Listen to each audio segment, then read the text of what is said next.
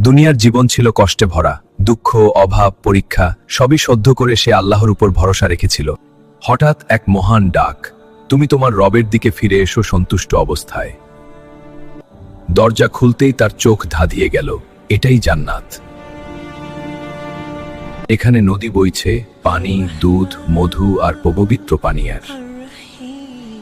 তার জন্য প্রস্তুত ছিল সোনার প্রাসাদ, যা চাইছে মুহূর্তেই সামনে হাজির। সবুজ বাগান, রঙিন ফুল আর প্রশান্ত বাতাস। এখানে প্রবাহিত নদী, দুধের নদী, মধুর নদী কখনো নষ্ট হবে না। যা চাইবে তাই হাজির, স্বাদে অতুলনীয়, কোনো কষ্ট নেই।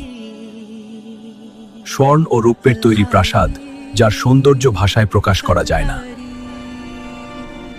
রেশমি পোশাক, স্বর্ণের গহনা, চেহারায় থাকবে চিরযৌবনের আলো। এখানে নেই দুঃখ, নেই রোগ, নেই মৃত্যু, শুধু চিরস্থায়ী আনন্দ, আরাম, আয়েশ আর সুখ। সবচেয়ে বড় নিয়ামত আল্লাহর সন্তুষ্টি আর তার দিদার, তার হাতে শরাব পান করা। আল্লাহ আমাদের সবাইকে জান্নাত নসিব করুন, আমিন ইয়া রব্বাল আলামিন।